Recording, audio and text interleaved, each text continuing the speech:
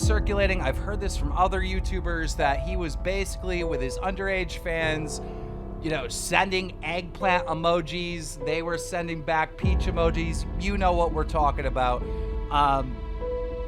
I talked to some of his close friends explaining, like, hey, this needs to come out. Like, people need to know about this.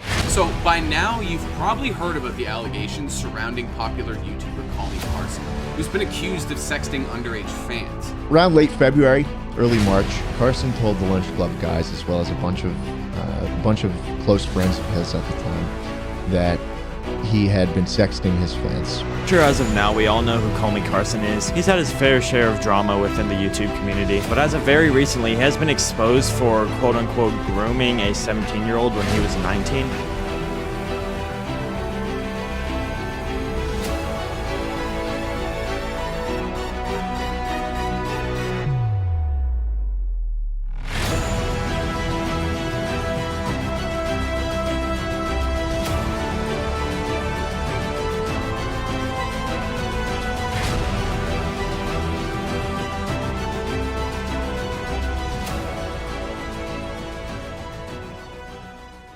So boys, another day, another YouTuber being exposed as a paedophile. Fuck's sake. So as I'm sure we all know by now, the lovely, friendly, watershock Minecraft YouTuber CallMeCarson has been exposed for messaging a 17-year-old. Why is it that when every YouTuber becomes famous, they just instantly want to message fucking kids or some shit? Why don't you suck? Like, at least go for someone your own age. It's not difficult. So how I heard about this was through the Lunch Club interview that Keemstar did on his Drama Alert channel. What?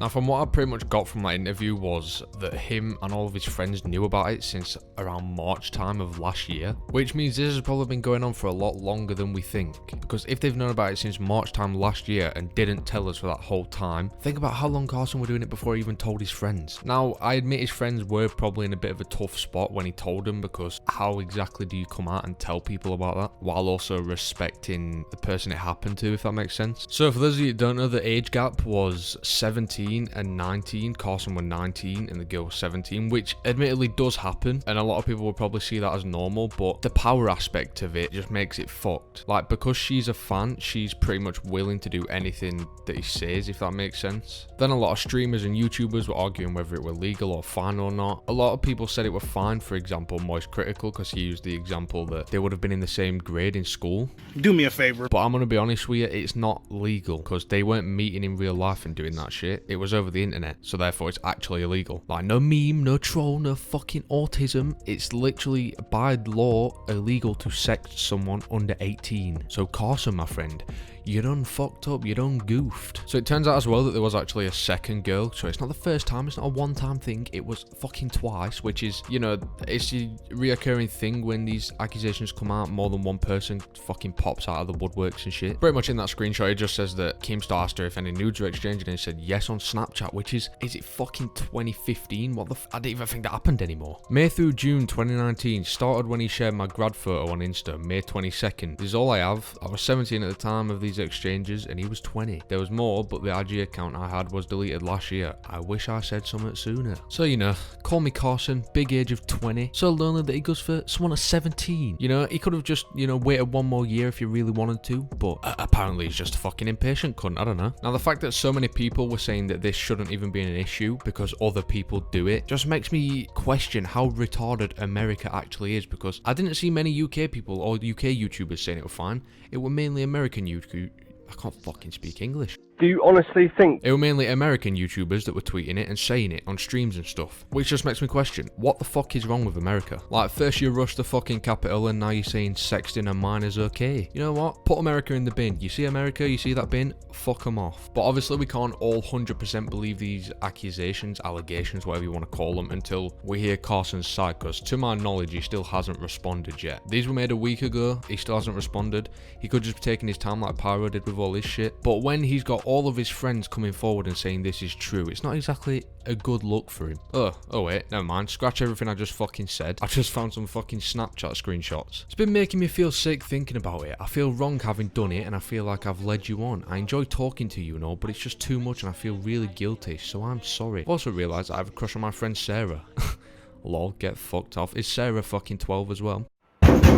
I don't want to lead you on in any way. Tomorrow, I'm starting my trip to California. So Carson's aware that what he's doing is wrong. It might have took grooming 2 fucking children to realise it, but you know, he's aware he's wrong. So as we predicted, most of his fans have forgiven him. Most of the fucking brain dead ones anyway. Like, a lot of people have been comparing this to the Pyro-Cynical situation, but the difference is Pyro never actually exchanged nudes with the person, so what he did technically wasn't illegal. Whereas Carson, I mean, fuck it, Carson just went all the way in. He went full-blown fucking pedophile cunt wanker mode. Have you noticed that I'm just rambling to get this video to 8 minutes yet? Okay, fuck off. I'm very stressed and talking to you's been adding extra stress, and I'm very scared and feel bad about wanting to unadd you. Oh, poor you, Carson. Have you ever thought about maybe, you know, not fucking doing it in the first place? It's just all a lot right now, and I'm not sure talking to you is a good decision. Well, hey, Carson's who the fuck is that? Carson's finally gained some fucking brains and realised that talking to kids isn't okay. But if he'd have used his brain a little bit more in the very beginning, he would have probably realised that it was never okay and to never have fucking done it. Now, my actual opinion is,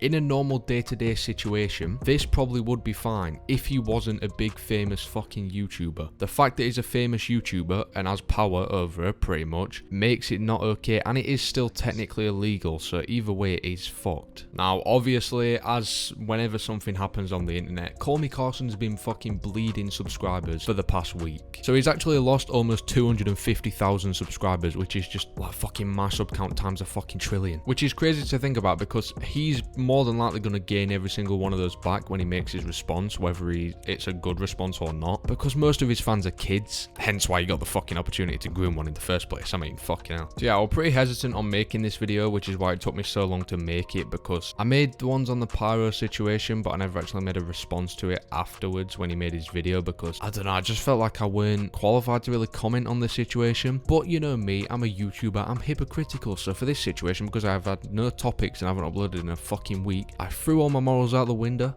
and here we are, making a fucking video on it. So that's going to be all for today's video, boys. Thank you for watching. Now, I was a bit demotivated recently to make videos, hence why I didn't post in a week, but we're back. I know I've said that for like the past 3 videos, but I genuinely mean it this time. Gonna try and post frequently. CallMeCarson likes kids.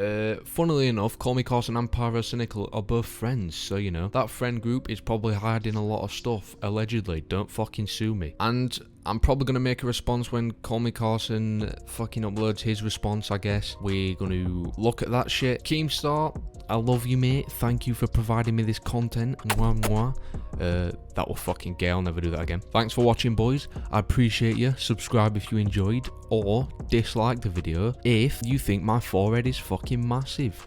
Thanks for watching, boys, and I will see you very fucking soon. Piss off. Mama told me one day I'ma grow up big and I'ma be a king, and my papa told me it's okay to sit where shit hurts. Don't forget your dreams, cause they'll get you through this so-called life they call living, but I call